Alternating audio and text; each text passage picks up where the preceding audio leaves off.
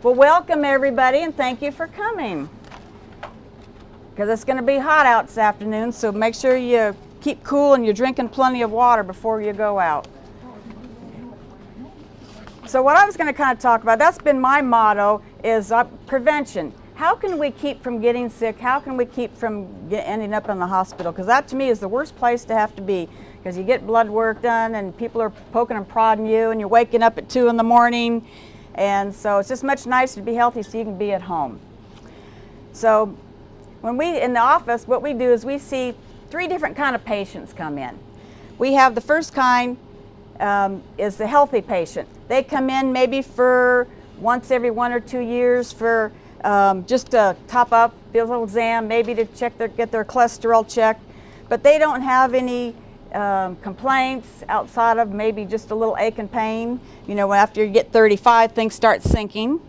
But when they come in, they don't really have any complaints outside of the ordinary. We might do some blood work on them. The blood work will be normal. Their cholesterol will be normal. Their blood pressure's normal. Their weight's normal. They're sleeping okay. They feel good. So we say, hallelujah, hey, this is a nice patient. We love these kind of patients. But then you start thinking, I'm missing something because they're too easy. But that's where we all want to be. We all want to be healthy. Okay, then we have another kind at the other end of the spectrum is we have the patients that are sick. They come in, they're definitely not feeling good. We can tell they're not feeling good. You know, they're having trouble walking and, you know, just based on we get blood work, their blood work's all fouled up. So their cholesterol might be out of whack, their kidneys might be out of whack, got diabetes, all the problems that sometimes causes all as we get older. And those people don't feel good. So it's pretty obvious. Okay, then there's the group that's in between. Okay, those are the people that they just don't start feeling good. They're not technically sick. They come in, they say, I'm just not feeling good.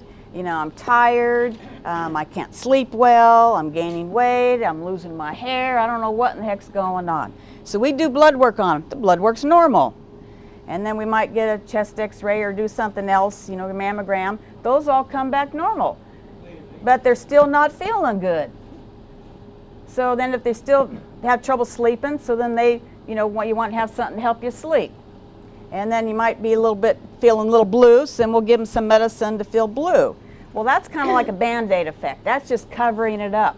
We need to get down what's causing them to not feel good. We can't find any signs. They just know they're not feeling good. Those are the people that are in between. They might have, besides the headaches, they might have backaches, GI, you know, you get irritable bowel syndrome, chest tetanus. They just know something's not right, but we can't find it. So then sometimes we just keep plodding along.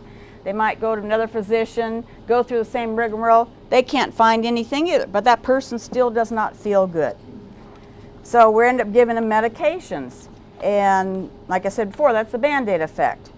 So then we try to look at what's happening in their body. So a lot of times what happens is when people don't feel good, and what we do is we have stressors in our life. We don't have enough money. Somebody looked at us wrong. You know, we're having a tiff with somebody in the family. Stress at work. You know, stress at home. We're not getting along with our partner or somebody in the family. So what happens is we get all these stressors. Okay, that affects the body. What it does is it turns on the fight or flight hormones, which, you know, we feel there's something's going to happen to us, which, like the caveman, they would, all of a sudden they'd see a bear coming, so their heart rate would get up and their blood pressure would get up. They'd go run off so they could be safe. Well, sometimes we doing that even though we don't have any bears coming at us, but our bodies are responding in that way to these stressors where our blood pressure goes up, our heart rate goes up, and if it's only for a short time, like the guy getting away from the bear, everything goes back down to normal. But if we have a lot of stressors that are affecting us, those don't go away. That blood pressure stays up. And over time, then that affects every system in our body. You know, it'll affect our heart, it'll affect our kidneys, affect our lungs. And so then that's when we start getting these diseases coming in. And a lot of it is all because of that stress hormones that we haven't been able to get rid of. So that's been a real major factor, but you can't really see it. And that's the hardest part. And that has to do with a couple of glands in the body. And those are actually in the brain, the hypothalamus and the pituitary gland. And those are the ones that produce those hormones. And then that affects all the other organs in your body. Because when you're in that fight or flight, all the blood flow is going to what can we do to get out of this danger. Well, then that's where your blood flow gets decreased to your heart, to your, your bowels. And so that's when you start getting problems just because of that lack of circulation. And then our blood vessels get real stiff. Then our blood pressure doesn't go down. So what do we got to do? Well, then we got to go on blood pressure medicine. And then our sugar's off. And then we also, when you're stressed, you eat more carbohydrates and more sugars. And then that causes problems. So it just keeps on compounding till people come in, they're sick people. So how can we change this from the very beginning? So that's kind of what I try to do, is how can we keep these people healthy to keep from the problems down the road. Now just kind of going, I want to backtrack just a little bit, but one thing about the United States is way down on the list of healthy people.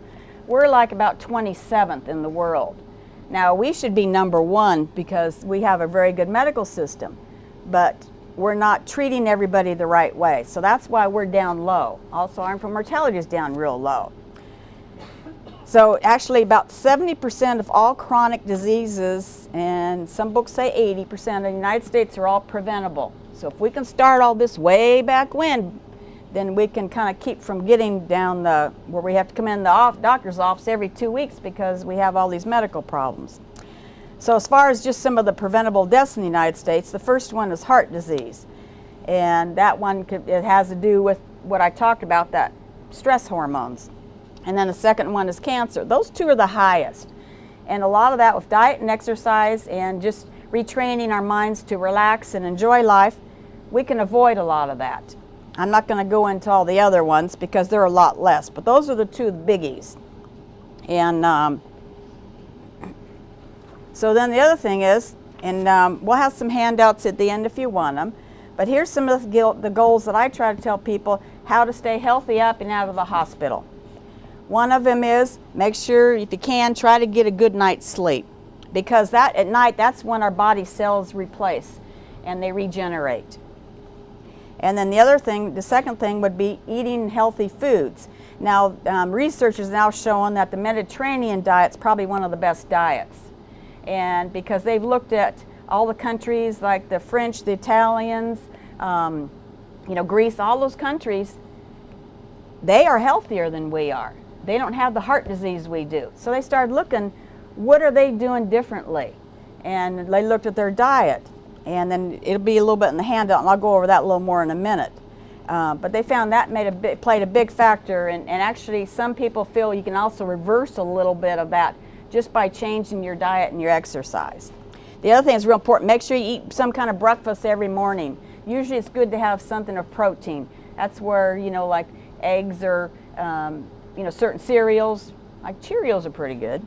But anyway, eat a breakfast every morning. Doesn't have to be a lot, but that gets your body kind of in that good starting mode for the day. Because if you don't eat breakfast, then your body goes into starvation, and then everything you eat later on goes and sticks around your middle.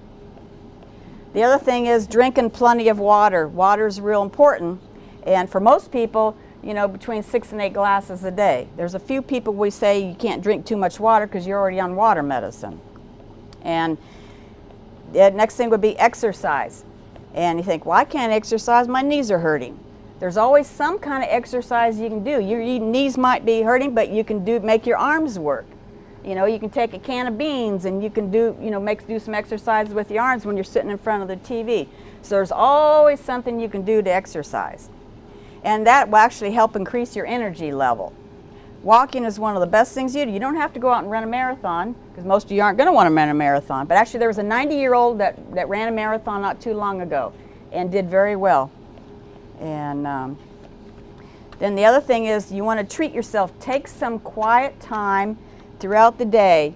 And if you can, sometimes I tell people, if you have a lot of stress at home, you just go sit in the bathroom for a few minutes, close the door, take some slow breaths, and can be your quiet time. Sometimes that's all you're going to get. So whatever you can do, just try to make some kind of a quiet time. Some people maybe want to read the Bible. Some people, whatever helps you to feel calm, comfortable, that's what you want to try to do. Make it an effort. You got to take care of yourself first before you can take care of anybody else. Okay? And then connecting with other people, like what you're doing today. That's awesome. You know, to come in and be able to talk to everybody. That helps. Don't you kind of feel better when you're talking around, being around other people? So that's another way to keep healthy and feel good. The other thing is, somebody who lives alone, you might consider getting a pet. Because, you know, those dogs and those kitties, they don't care if you brush your teeth or what you had. They love you no matter what. And that makes you feel good. Now, some people can't have a pet, but then you go to a neighbor's house where you can pet their dog or something, so that way you can, you know, just enjoy them. The other thing is smile and laugh. So you always want to be around people that, you know, that are happy and they make you laugh. Tell some jokes, because laughing helps to bring your blood pressure down. It helps you calm you down, and it helps get rid of those stress hormones. Okay, and the other thing is, try to enjoy any kind of hobby. It can be something very simple. You know, like looking at pictures. Like, I've saved a lot of pictures over the years of, I like outdoor scenes. And so that way, if I'm stuck in the house, I can look at those outdoor scenes in the wintertime when you can't get out, and that makes me feel better. You know, looking at the beautiful mountains and that. The other thing is, sometimes, you know, putting fresh flowers in your house. That makes you feel good. And then the other thing is, you know, like I said before, spend more time with people that are optimistic, that are positive, because you're going to kind of give each other energy. And then the people that are very down, pessimistic, they're always complaining, they're always talking about their aches and the pains. I mean, we all do a little bit of that. But those are people who are going to drag you down. They zap your energy. They're going to make you tired. So the people that are bubbly and get going, those are the people that are going to give you energy. They're going to make you feel better. Okay, and the other thing is, anytime if you can be outside, not when it's this hot, but go early in the morning, but find ways to connect with nature, because you get a lot of the good beneficial energy from flowers and trees. And even if you just for a few minutes, you know, go for a ride, look at the flowers, go for a walk in a flower garden, just go sit in the trees. We got all these state parks right next to us. And if we can get somebody to drive us up there, drive up there and just sit for a few minutes and enjoy the trees, that makes you feel so much better. And then the other thing is, and one thing that's helpful is, you know, we do things for us, but also you want to do something for somebody else. And I think that's real important. Try to put others first if you can. You always do yourself first, then you take care of everybody else. But a lot of times when you help somebody else, whether it's calling them on the phone, talking to them, helping them open the door, or whatever little things you can do, or something you might brighten their day, that's going to make you feel better. That's going to help bring your blood pressure down. It's going to help keep you healthier. So when you can do things that, you get what it calls the helper's high, and it makes you feel good. So the more you can do that, the better you're going to feel. And then, you know, also just remind yourself, especially in this country, to be grateful for all the little things that we have. Sometimes we take for granted. Because I know when I did a medical mission down in Honduras, I was so amazed at how simply these people lived. And most of these people, when I went by their house, they didn't even have running water. They were still using outhouses. I don't know if you remember outhouses back in the days, you know, where you didn't have running water. You know, if the old moon in there, they had outhouses. And but I was just amazed, and they just went along life and just did the best they can. And I thought, boy, I'm just so lucky to live where I am. So I try to appreciate everything every day. You know, grateful for that. I'm grateful for just getting out of the bed. So I don't know what's going to happen tomorrow, but I'm going to sure enjoy today as much as I can. And of course, the old thing of avoid smoking and alcohol, things that harm our bodies. Those are things that are really important. And I won't get into smoking because that's a whole different thing. Now, I'm going to talk a little bit about the Mediterranean diet. Now, the Mediterranean diet, like I said before, that's the diet that people around the Mediterranean Sea. And I guess the Harvard University has actually done some studies on finding the benefits. And I'll tell you a little bit here of the benefits. But what that is, that consists of eating fresh fruits and vegetables like beans, high fiber bread, whole grains, nuts, and olive oil. Meats and cheeses and sweets are on a very limited basis. But, and if you do any fats, they're usually the olive oil, omega-3 fatty acids, which like what you find also in fish. Mediterranean diet is all, you try to have more fruits, more vegetables, more whole grains, and just very little of the whole meats, like especially red meat. You can have chicken, fish, that's fine, but usually you try to cut down on the red meat. Okay. The benefits of the Mediterranean diet are it can improve your mood, it can boost your energy level, and also they've trying to do some studies now. They feel that also can help your heart and also your mind, your brain, help prevent Alzheimer's. So as far as your body, it helps prevent heart disease, lower cholesterol, prevent a thing called metabolic syndrome, which is kind of like a precursor to diabetes. It lowers your risk of heart disease and also can help prevent diabetes. And we know all those diseases we want to stay away from, and or keep them as low as possible as far as effects on our body.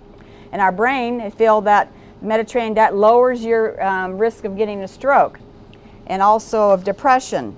And they feel that also helps to reduce Alzheimer's disease and other forms of dementia, and also Parkinson's disease. So then how can we get this Mediterranean diet in our eating plan? Now some of you might live somewhere where somebody else cooks for you. Well, then you can, over time, you can tell them, hey, we need to get more of these healthy foods in our diet. So you can try to speak up if you can. But if in your own homes, there's certain things you can do. Now, like I said, all the like blueberries are excellent, tomatoes, broccoli, those are all things we have around here. Spinach, eggplant, chickpeas, lentils, beans, those are all things that are traditional for the Mediterranean diet.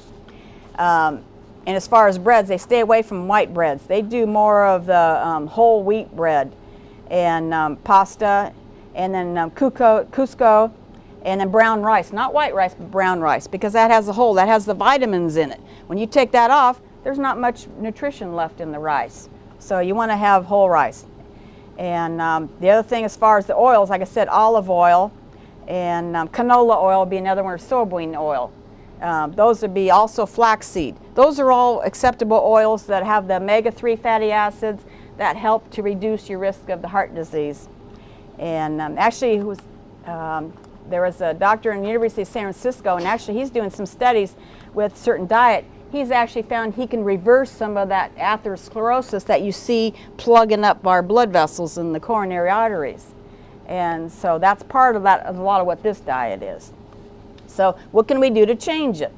Well, like if you get bread, you can dip it in olive oil and fresh herbs instead of using butter, like they do at Italian restaurants. Use avocado slices in your sandwich instead of bacon.